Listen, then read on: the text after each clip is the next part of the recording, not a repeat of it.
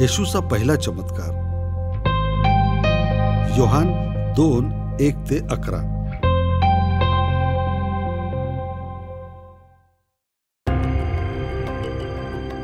तीन दिवसांनी गालिलातील काना गावी एक लग्न होते. येशूची आई तिथं होत्या. येशू आणि त्याचे शिष्य यांनाही लग्नाला आमंत्रण होतं. द्राक्षारस संपल्यावर येशूची आई त्यांना म्हणाली, त्यांच्याजवळ द्राक्षारस नाही. येशूने उत्तर दिले, हे स्त्रिये, आपणही यात मला का गुंतविता? माझी वेळ अजून आलेली नाही. येशूची आई नौकरांना म्हणाली, येशू तुम्हाला सांगतील तसं तुम्ही करा. त्या ठिकाणी यहुद्यांच्या शुद्धीकरणासाठी दगडाचे 6 रांजण ठेवले होते. प्रत्येक रांजणात 20 ते 30 बादल्या पाणी मावत असे.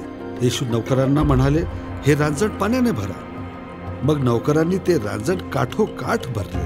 मग येशू नौकरांना म्हणाले, आता यातील काढून ते भोजन प्रमुखाकडे न्या. मग नौकरांनी तसंच केले. प्रमुखांना ते चाखून पाहिले, जे द्राक्षारस झालेले होते. तो द्राक्षारस कुठून आला हे त्याला माहित नव्हते, परंतु ज्या नौकरांनी ते पाणी नेलं होतं त्यांना हे ठाऊक होतं. म्हणून प्रमुखांनी वराला बोलावून म्हटले, सगळेजण उत्तम द्राक्षारस पहिल्यांदा वाढतात, लोक भरपूर प्याल्यानंतर हलका. तुम्ही तर उत्तम द्राक्षारस अजून राखून ठेवला आहात. येशूने आपला पहिला चमत्कार गालिलातील काना इथं दाखविला.